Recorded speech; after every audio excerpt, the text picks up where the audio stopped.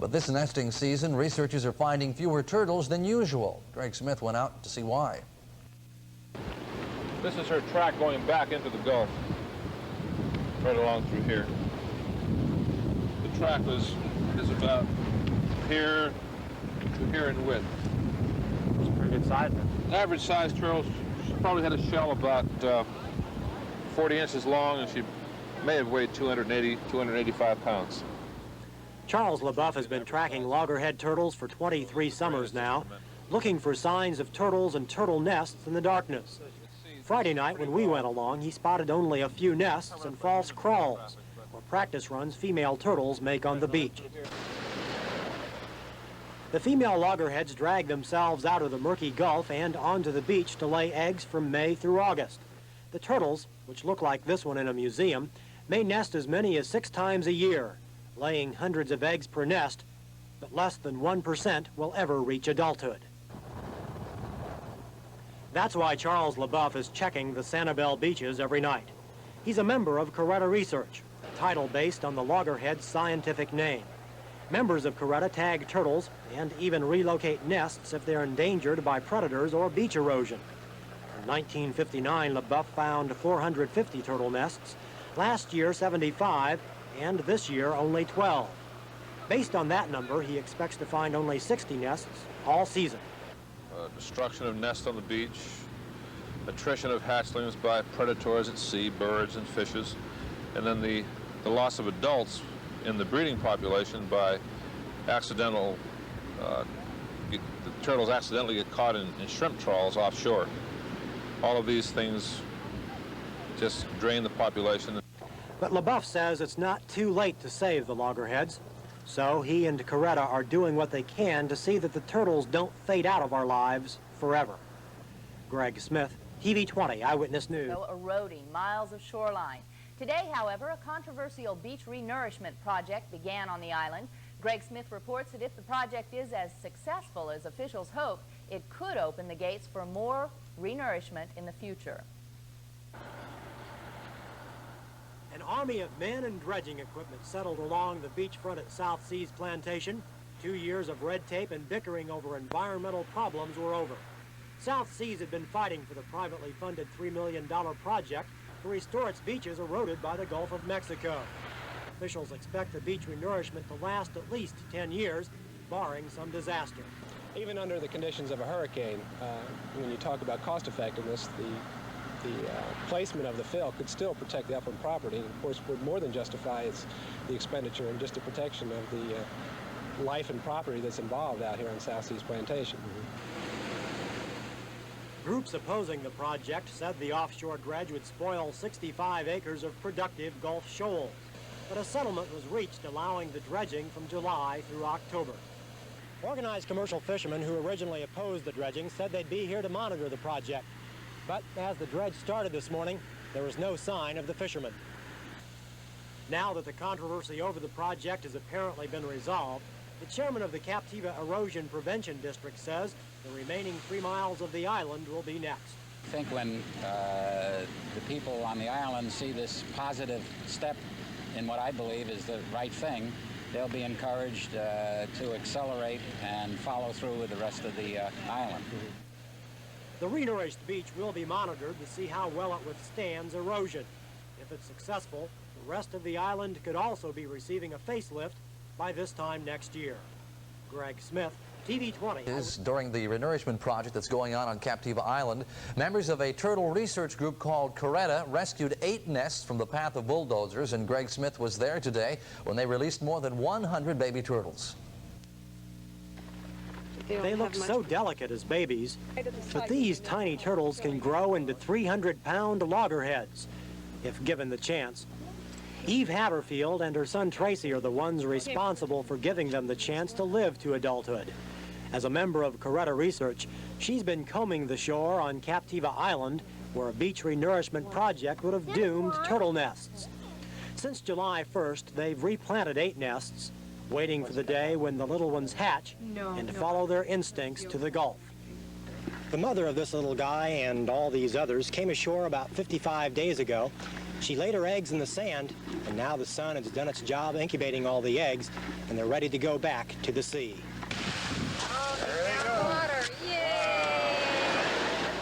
Like a pack of homesteaders, the turtles slithered into the waves.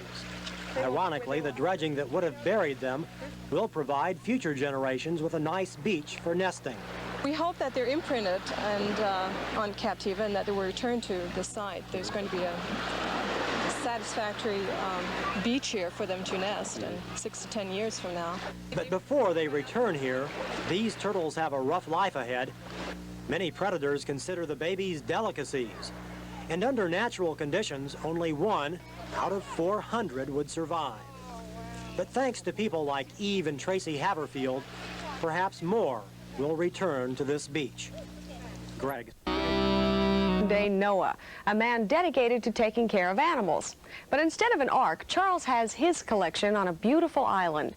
Tina Selden has more about the life's work of this animal-loving preservationist.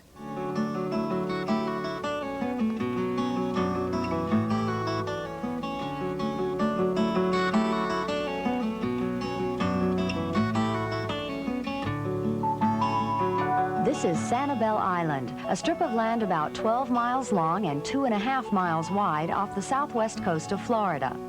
A full 1/3 of the island, some 5,000 acres, is a wildlife refuge, the Ding Darling National Wildlife Refuge to be exact.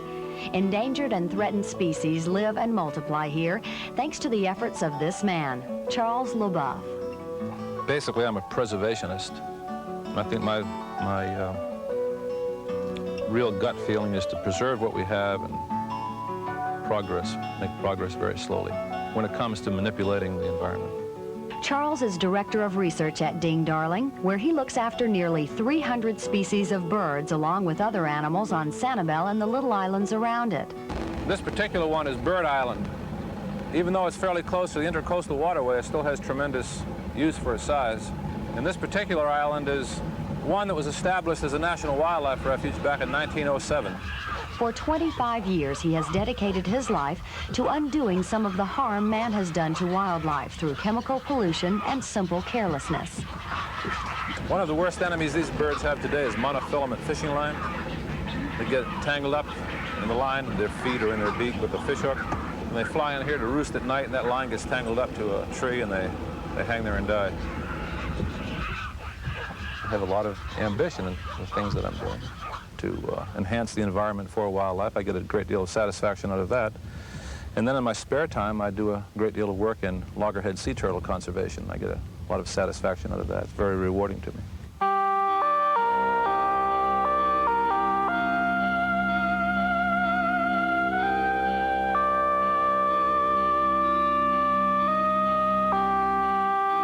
About 15 years ago, Charles started an organization called Caretta Research, all volunteers who wanted to help protect the threatened loggerhead turtle and her eggs.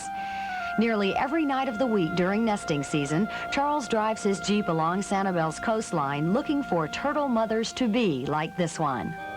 Well, I think I first learned of the problems loggerheads were facing when I was a teenager in Naples. And I saw a nest that were being destroyed by raccoons and poaching that was going on, people stealing eggs from turtle nests. And when I came to Sanibel, I had the opportunity to begin to monitor the nests that were deposited here on this beach. Then the community sort of got involved and have supported it. Well, I had a family out last night, a family from Fort Myers, a man and woman and their 2 children. And we found a turtle nesting. They watched the entire thing, and I think not only was it fascinating for the entire family, but I think the children had a tremendous education, something that they'll never get out of books, never get out of school. Public awareness and a deeper appreciation of our nation's wildlife. That's what Charles is working for, so that one day these animals won't need a refuge like this one in order to be safe. Many things that we see today, loggerhead turtles, these brown pelicans that we've seen this afternoon, will become more seriously imperiled and probably disappear. So unless we get a real intense interest developed again in wildlife, in the outdoors, then things that I've worked so hard for all my life, future generations won't see. Oh, sure. You get a morphine anyway? Pardon? Are you going to tag it? We're going to tag it. Will that stay? Hope so. That one more time. It takes me a while to focus here. Isn't it strange how people get to be looking like their pets? Never say you mean the bright eyes? Yeah, right. Bright, clear eyes. Right. We were talking about how beautiful it is. Remember? Yes, thank you. Isn't that right? Right. Sure.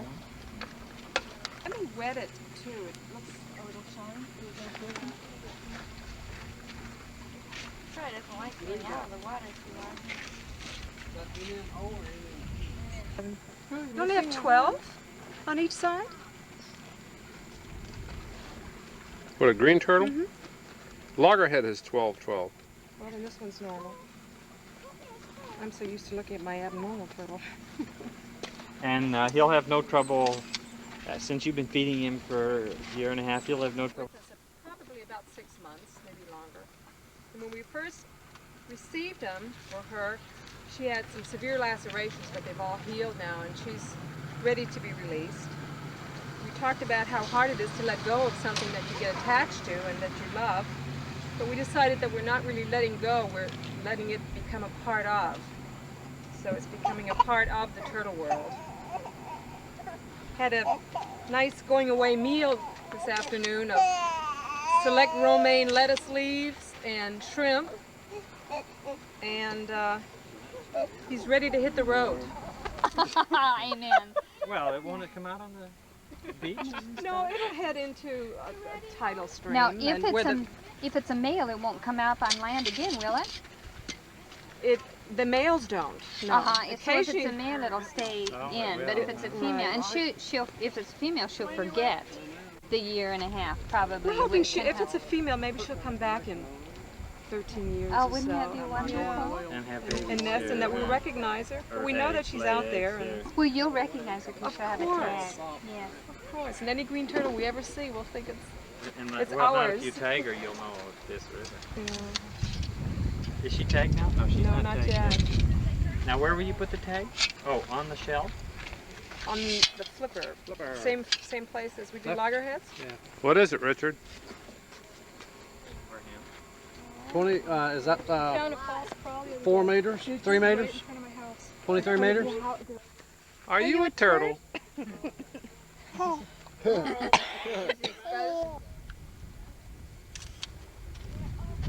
dewclaw that Charles was talking about last night, that the males develop, and that they utilize for mating. And we believe, Richard believes that this is a male. He was peeking, and it appears to have the signs of being a male. I believe it is, yeah. And the claw here. And the dewclaw. What do they use a claw for? They ride the female. They hook that on the Hook 'em. female during mating. And if you're scuba diving with tanks on during Yeah. turtle season, you can get hooked. Oh, really? They miss. They They think you're a turtle. they say, look at this. Well, I don't think I would want to even get hooked, much less go for a ride with one. Oh, they hook you. 300 pounds. 300 pounds. Here we go. Oh, yeah. Oh, how cute. Little baby tag. Is it through? Yes, Yeah. it's through. As now, there's nothing out there that'll, other than a shark, that'll mess with it. Snook won't bother it. Your frigate bird won't bother it. This turtle's big enough now to where it can survive on its own, but you know that's nature's has a lot of tricks to play on. And the biggest danger is the shark. Yeah. To this. At this size, yes. Now when you get your hatchlings, birds, Oh yeah. Sure. of course your ghost crabs, but the ghost crab won't bother this. Does this have any defense against sharks at all? No. Just well, no, not even speed. The shark will Luck. just swallow it whole. Luck is its biggest defense. Do they go down? Will they go to the bottom of the? This turtle will probably float along for a while and live on sargasso weed until it gets its energy back, and then it can go down. Does it go lower than sharks would go, or would a shark follow it? shark will follow. If that shark's after it, it'll follow. Richard, pardon me. Be optimistic. Yeah. It will go. What did I say? It'll go lower than sharks will go. Okay. We found turtles washed up on the beach. 200-pound turtles, and you could see the shark print of its teeth right around its shell, where it. But turtles heal very quickly and very efficiently. So. Yes, they do. The shell can mend itself unless a chunk is taken out. It won't grow back. It doesn't regenerate, but it does heal and become a scar tissue. That's the way we used to do our little turtles. We would start at these and notch them out. I'm talking little turtle. To my knowledge, we've never found one come back. But if you ever see a notch, you'll be able to tell it because it won't be as uniform as this. There'll be an indentation. You did that instead of putting the metal tag. Right. Go away. Thank you. Well, you better wipe it off. You don't want to get excited here. Good luck. Safe trip. Oh, look at it. If you notice, it knows right where to go.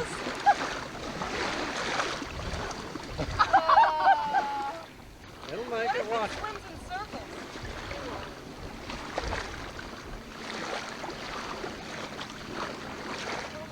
There it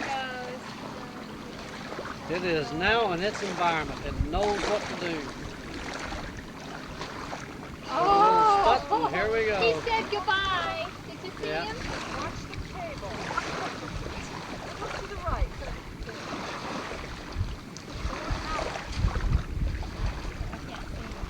She's heading right. Yeah, I can see her. She's at that little shallow. Yes, Christmas dinner. Christmas dinner. Watch me fall in. Christmas dinner. Over here. I'm going to come closer in a second. Let me just get this here and I'll take the date She off. always goes to the other end of the pool. There you go. Christmas dinner. Yeah. Ooh.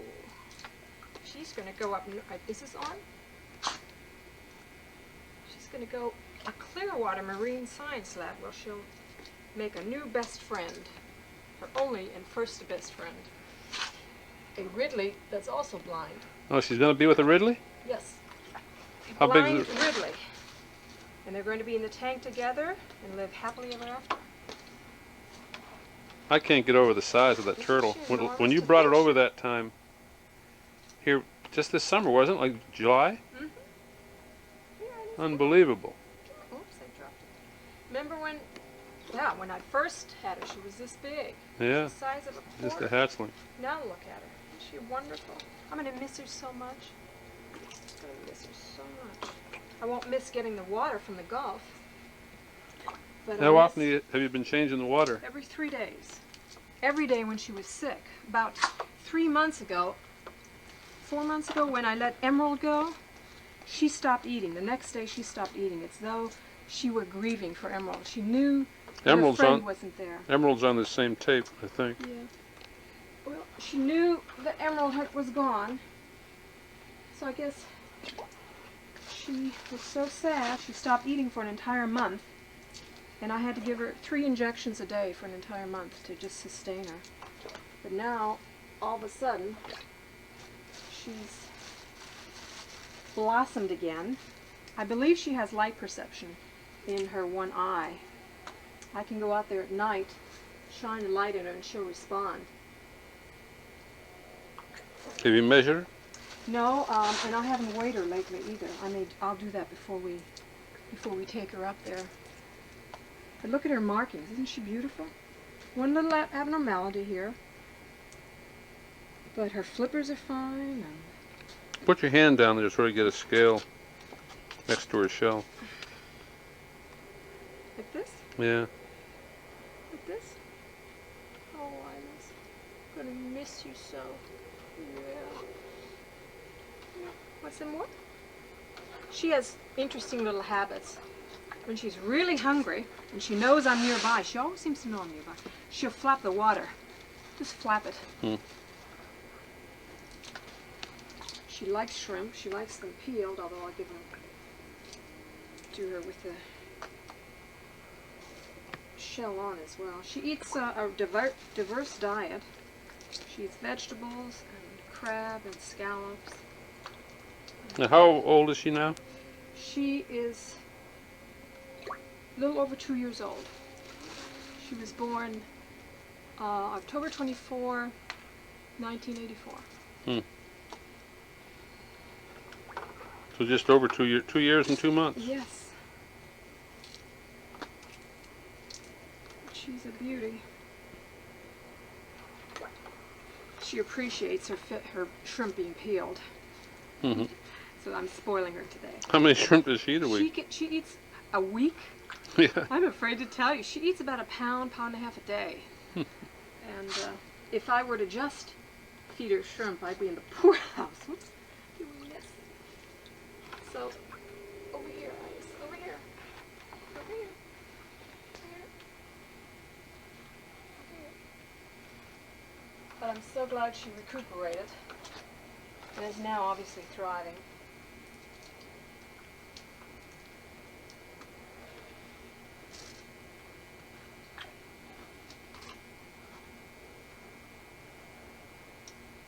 I will go visit her often.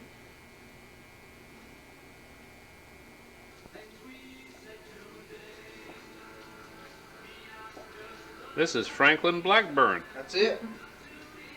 He's bad.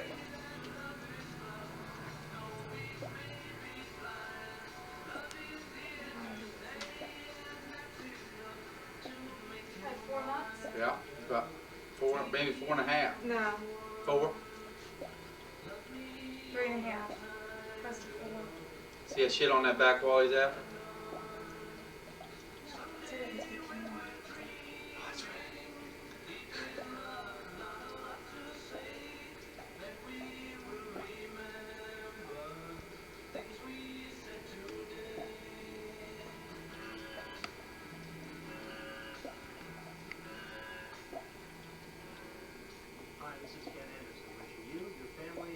View of him. He's really pretty. Yeah, he is. Big now. Okay. Tracy, It's on. we're at Ilas's new home. This is the place where she's going to spend the rest of her days.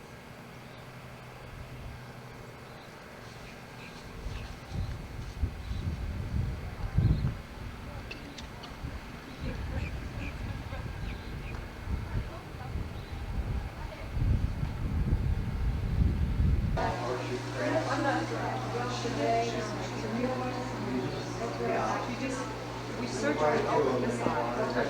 They're totally grown together. This has a structure that is very vibrant. You will see light because it obviously has fresh on the other structure also, the other eye.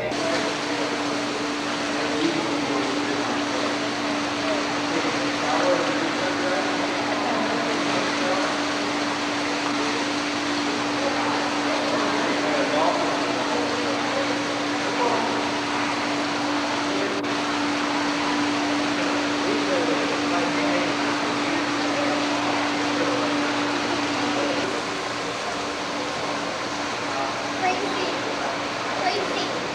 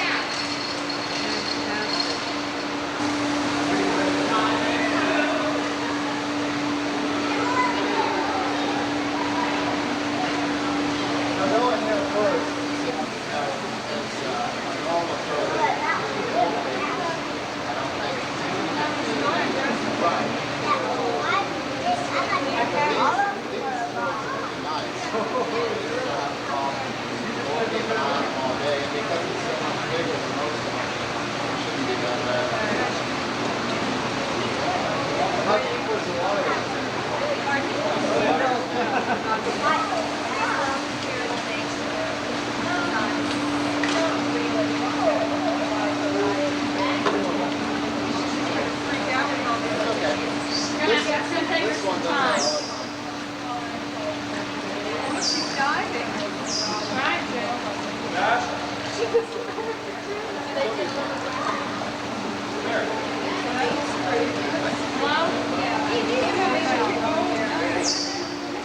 take her a while to figure it out. It took Max a while.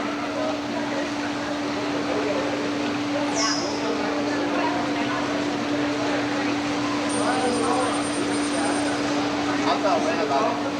Okay. Can I see if she'll take a shrimp? She probably won't. Give it a try. Just watch your fingers from that side. From the other three? Yeah. Yeah, the others aren't so good. She probably won't.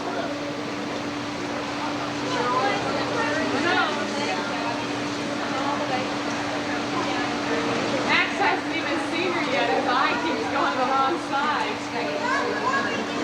What are you going to feed her? Just like the feet. Just like the feet. She has to just keep waiting for her.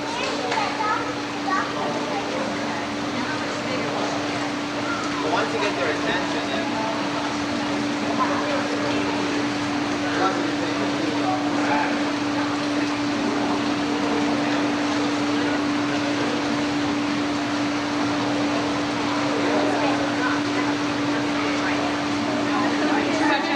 exploring. Trying to figure it out. There, Max just saw her. No? Okay. Oh, look, isn't she look beautiful? Helped me out. I started here about 5 years ago. I never knew he had to tell it until last year he started coming up. Tonight, troubleshooter Carol Jansen tells us the fight to save the turtle endangers an entire industry. And that industry is one of Florida's oldest. This area is the second largest shrimp port in the state. Shrimping is very big business here. But the warm water off Florida is also home to giant sea turtles. A huge effort is underway to protect these creatures from extinction. Thus, our conflict begins.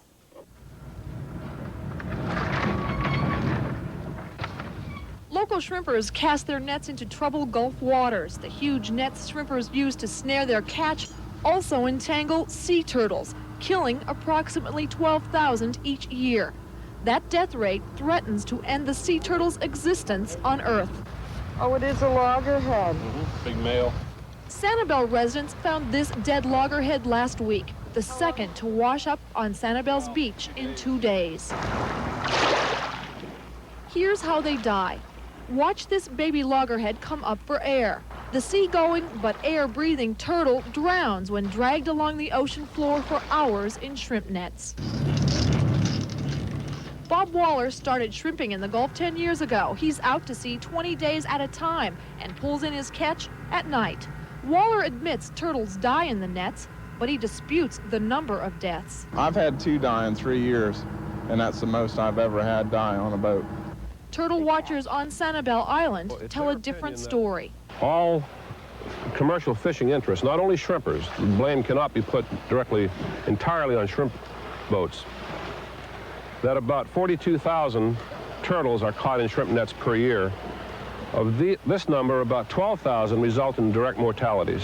Local turtle watcher Charles LeBuff saw his first sea turtle nest on Sanibel 20 years ago. His fight to save the endangered creatures began then.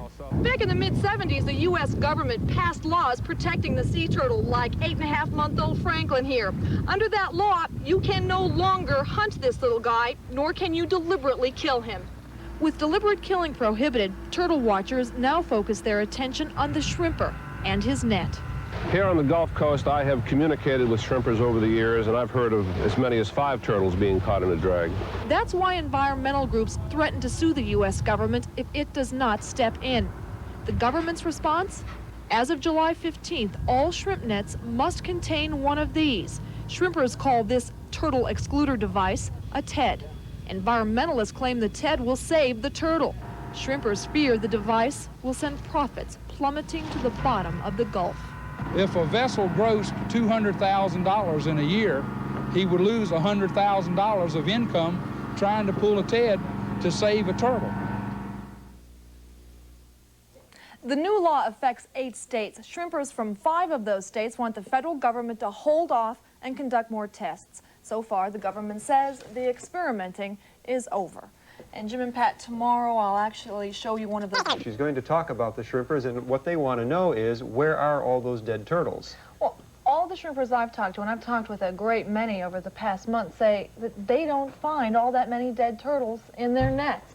Now, we do know that sharks kill turtles, so does disease, but environmentalists argue nothing can stop shark attacks or illness. Only man can help a turtle find its way out of a net.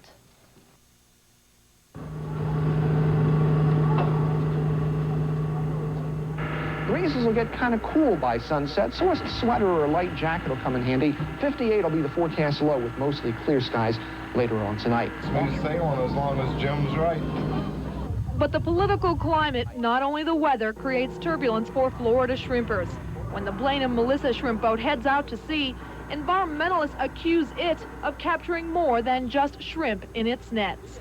I have seen some photographs taken on shrimp boats with as many as 11 turtles caught in a shrimp trawl, hung up in the net.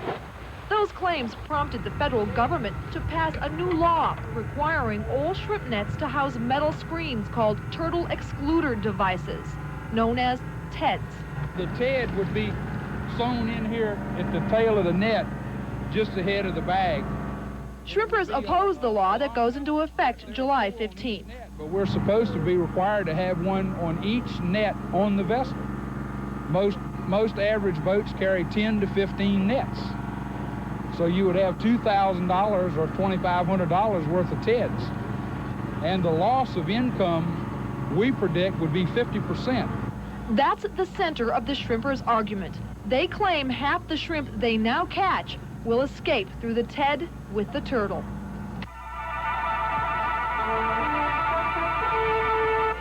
This government film shows underwater tests of the TED. Government tests indicate shrimpers' fears may not ring true. Test results to date indicate that used correctly, the turtle excluder device works extremely well. Turtle reduction rates of 97% have been achieved during testing with no loss in shrimp production. Shrimp boat captain George Clark conducted an 18-day TED test of his own with a different outcome. The whole time I used these in operating use, where they would be effective, the drag was cut at least 50%, at least. On the night of April 16th, we sailed with the crew of the Blaine and Melissa. The nets carried no TEDs. We trawled for shrimp 4 times that night. The shrimpers admit that they do catch some turtles in these nets. On this night of shrimping, we didn't come across any turtles. Charles LeBuff keeps track of dead turtles that wash up on Sanibel's beaches. He wants TEDs on all shrimp boats now. Sometimes a boat may not catch turtles. Then the next night, if he moves either side of a rock outcrop, he may pick up 2 or 3. Carol, how did the turtles get out of the TED? Pat, it's really very simple. The TED, which is like a giant screen, is set right inside of the net. Now it's just in front of the bag where all the shrimp collect. The force of the water pulls the turtle into the net and up against the screen, and there's a little hole right above the top of the TED. What this modern-day Noah saw was the development of Florida, so he built this ark-like sanctuary to protect the swampland animals. I like the wildlife, like the woods, more than I like a county name or subdivision. So for the past 50 years, Piper's Everglades Wonder Gardens has been an oasis in a world of suburban development. But like the legendary Bible character, Les Piper's views weren't too popular with the neighbors at first. Some of the native people who lived here back in the 30s, the early 30s, he said, well, who in the hell would overlook a snake? But Les Piper's backyard menagerie soon became a popular spot with tourists. From alligators to otters, Piper cares for an ever-growing group of wildlife. Most of the animals here are native to the Florida Everglades, but a few exotic species have found a home here. Most are former household pets who their owners found a little too difficult to handle. And right up ahead here, we have some monkeys. Nearly 70,000 people visited the Wonder Gardens last year, helping 4 generations of Pipers keep the family business going. For them, it'll always be something they share together. We just know that it's going to be passed on to my brother and I, and we just look for the best. It's not just a business, but it's a love, and that's really important. One of the most important contributions the Pipers have made is the release of some 7 Florida panthers, almost a quarter of the present-day population. But whether the animals are living in the wild or in the park, each one is special. We love the animals, and we think of them as our children or part of the family. And we can call almost every one of them, even the alligators, and they come to us. Les Piper saw the future, a vision he's passed down to his family, so we can all enjoy a glimpse of the net. And return at least 2 times again before August.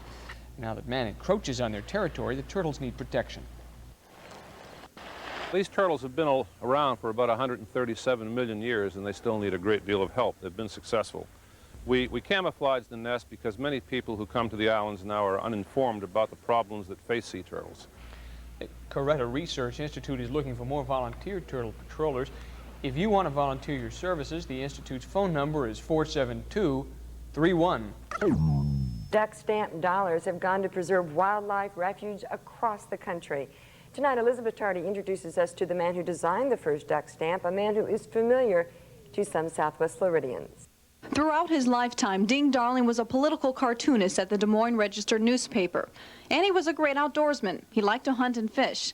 In the 1920s and 30s, he became concerned with the development of the environment and natural lands. Soon, his cartoons began to rally support for native birds and other wildlife.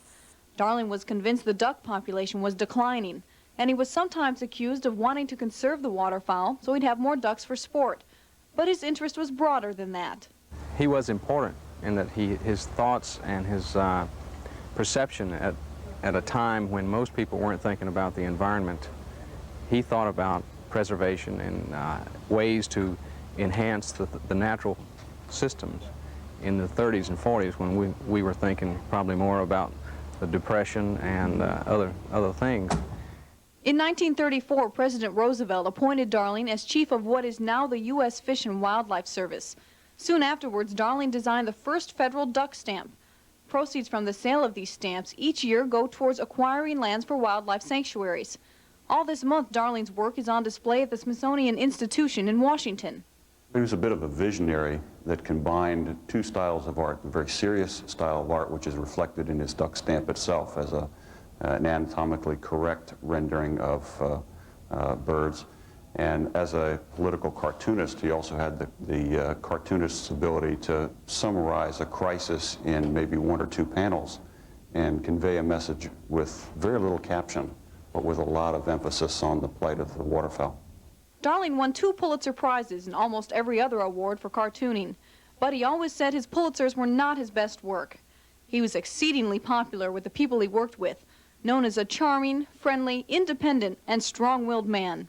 Sometimes his cartoon on page 1 would not agree with the editorial position on the editorial page. He went his own way. McDonald says Darling's cartoons were the best read feature in the Register for years. Elizabeth Tardy introduced us to Ding Darling and his accomplishments as a cartoonist.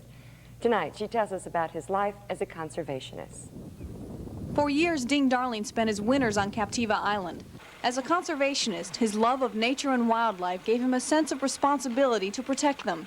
He was very sensitive to the problems that Sanibel was facing, Sanibel and Captiva. He was concerned about development and encroachment of development on the natural systems. He was very concerned with the status of some wildlife species.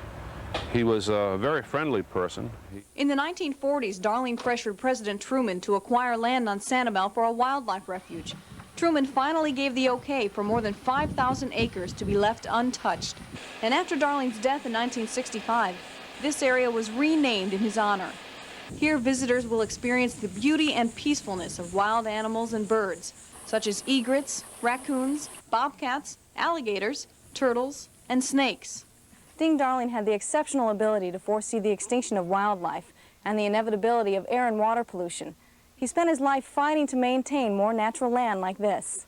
In the Refuge Center, programs and displays provide a little education about the island's development. Environmentalists hope this will help their conservation efforts. We've got to continue to get the message out to the public, to the new generation coming along, that it is important to preserve the environment, and education is an important part of this refuge. Ding Darling was not completely opposed to development. Those who knew him say he saw nature and development as one basic system, which needs a constant balance of management and protection. Elizabeth Tardy, Eyewitness News. The Ding Darling Wildlife Refuge just received national recognition as an outstanding refuge. Some environmentalists are hailing the proposed ordinance in the name of dead sea turtles. This has become an all-too-common sight over the past couple of weeks. Endangered sea turtles X'd in red or silver for death. Many are blaming commercial shrimpers for the lifeless hard shells that are beginning to pepper the white sands of Sanibel and Fort Myers Beach. One biologist says there's no question in his mind. Turtles are suffocating in the nets that are commercial fishermen's bread and butter. No one can convince me that it's not shrimpers killing these turtles. With strandings of endangered turtles like Kemp Ridley's, many are alarmed enough that they want something done. The city of Sanibel is asking the state to push shrimpers farther away from the coastline for at least 120 days. But some shrimpers feel they aren't the only ones that should be targeted. I say if we're going to close the area to shrimp trawling, which I do not object to, up to say 5 miles, we should also stop some of this other stuff as far as beach restoration. Let Mother Nature take its course. Unless the thing is turned around, unless this harvesting, accidental though it may be, is stopped for Kemp's Ridley, the Kemp's Ridley will go the way of the dodo bird.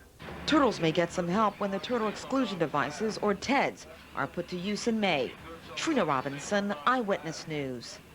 A federal district court judge in Louisiana threw out the use of TEDs, but Congress has since reinstated them as part of the Endangered Species Act. Farm reports they're not giving up. Here's a look at why the turtles are dying and what is being done to stop it.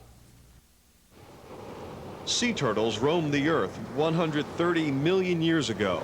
Now man is wiping out these reptiles. They drown in shrimp nets, ingest plastic crab traps and plastic garbage that lodges in their stomachs, causing them to starve to death. An alarming number of threatened loggerhead and endangered Kemp's Ridley turtles washed ashore in southwest Florida so far this year, about 20. Turtle expert Charles LeBuff has not seen so many die at once in his 35 years of studying the reptiles. So the potential for it being a more serious year for them is greater, because traditionally the mortalities occur in the springtime. And LeBuff says unless people responsible for killing the turtles move to preserve them, the unique reptiles could become extinct in a relatively short time. And extinction of turtles could mean problems for other species of wildlife because they are part of a natural food chain. Turtles feed on poisonous jellyfish, controlling their population. They are also vital to wildlife on land. The eggs of sea turtles have historically been consumed by animals like raccoons, and the small turtles are eaten by seabirds. So the federal government has outlawed hunting of sea turtles, and conservation groups like LeBuff's Caretta Research are keeping records that could help scientists protect the turtles. In the meantime, the Earth's oldest species of animals continue to wash up dead on our beaches. Todd Fitzgerald, Eyewitness News. The federal government is also helping to save the sea turtles. Congress is considering legislation to require shrimpers to use special nets which allow the turtles to escape from drowning. Shrimpers, however, say the proposed nets would also allow much of their catch. Complete game. There's no one down there.